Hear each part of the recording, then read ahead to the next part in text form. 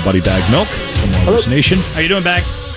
I'm doing well, sir. How are you? Good. We'll start with your contribution to our locker room topic of the day from earlier. What celeb would you want to fight tying into this whole Twitter thing between Justin Bieber and Tom Cruise? Well, I want to keep it consistent, so I want to look for a celebrity that's 31 years older than me. Yeah, Grant did the same thing. Yeah. Yeah, I saw Grant's tweet, so I wanted to follow in steps. So I am going to fight John Travolta. Awesome. Yeah. Good. I don't know, man. He's got the moves. Good pick. That man can boogie. See, with you guys in your, 30s, early 30s, it's easier for you guys to make a pick. See, I'm chucking stones to 50 here. And there's it's not too many 80-year-olds that he wants to fight. that I can fight. Yeah, the list gets a How little old's thinner Bill for a while. Cosby? I could probably. Punch him in pudding pop. We want to start with a rumor that Grant saw about. I saw you tweeting about it. Okay. So you bagged milk. The Corey Perry to the Oilers potential.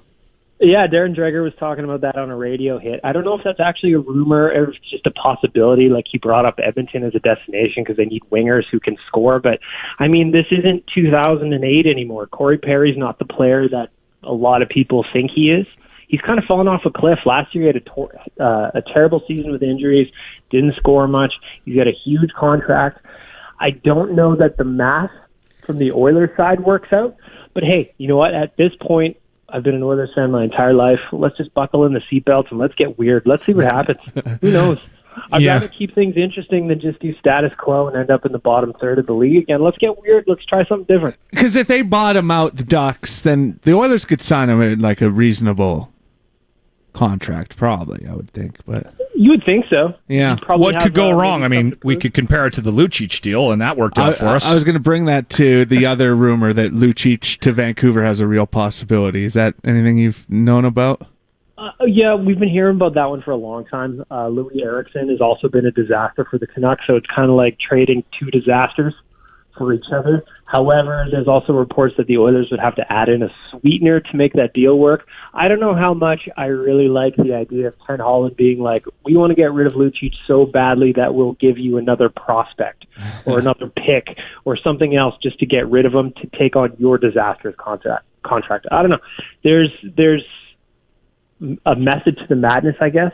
Mm-hmm. Eriksson has a year left. He doesn't have a bulletproof deal like Lucic does that's covered with no move clauses, so there's like more freedom in that deal. So I guess maybe that's why they would want a sweetener. Personally, I don't like giving up a whole lot of assets just to get another mediocre forwarded back in return, but who knows? Like I said, let's get weird. Let's do something. Let's shake it up. Let's make the summer interesting. The Keith Gretzky thing came down today. I'm pretty sure Grant will kill me if I do my Keith Gretzky joke again, so we'll skip that. And I don't know if we need to talk much about Keith Gretzky holding his position as the assistant general manager. What's going to be interesting is to see if Keith Gretzky's holding this job to try and look for a job elsewhere, or if the plan is, after 5 years with Ken Holland, that Keith Gretzky just gets the bump upstairs. You know what I mean? Okay. It'll be... I could see the Oilers having him kind of like in an apprentice role under Holland to take over the job in 5 years, but that's just me guessing. You know, the guy's seen a wide array of things. I mean, it's got to be different for Keith Gretzky to go from learning under Peter Chiarelli, who just did some of the most disastrous trades this franchise has ever seen, to Ken Holland, who's a well-respected hockey guy who has a bunch of championships on his belt. So it's going to be interesting. We'll see. But it's a nice contrast. My guess. Yeah. Oh, it's a very large contrast. So my guess is that Keith Gretzky will be named the GM 5 years from now when Ken Holland steps down. Some of the bigger lessons I've learned, some of the more important lessons I've learned in life were from horrible managers. So there's that, right? I mean, you can learn from people around you making mistakes as well.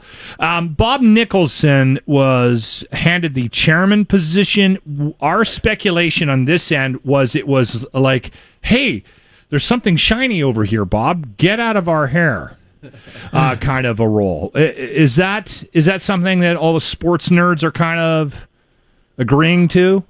Well, the funny thing is I don't know what Bob Nicholson has to do in this new job. I mean, Ken Holland is the GM and president of Hockey Ops, and again, they've said it multiple times. They said it in the Tom Anselmi presser as well as on their release that he has full autonomy of Hockey Ops. It's on their website. It says it a bunch of times. So I know Ken Holland reports to Bob Nicholson, but for what? Just to check in and say how things going? Because he doesn't have to ask anybody to make any decisions. So what I'm guessing is Renee Fassel from the IIHF, rumor is he's stepping down after this year, and that Bob Nicholson actually wants that job at the head of the IIHF, the International Ice Hockey Foundation. So we'll see. I could see him just kind of swinging back into international hockey as soon as this is done, because to me it seems like this job is kind of what are you doing over there, Bob? What are you doing today? Not really working out. Yeah. You got a parking spot, Bob. Hey, double thumbs up. Listen, we'll let you go, but appreciate your contribution to the program. Thank you, as always, boys, anytime. There he is, Baggedmilk from Oilers Nation. Check out his blog. He's very active on Twitter as well. Thanks, boys.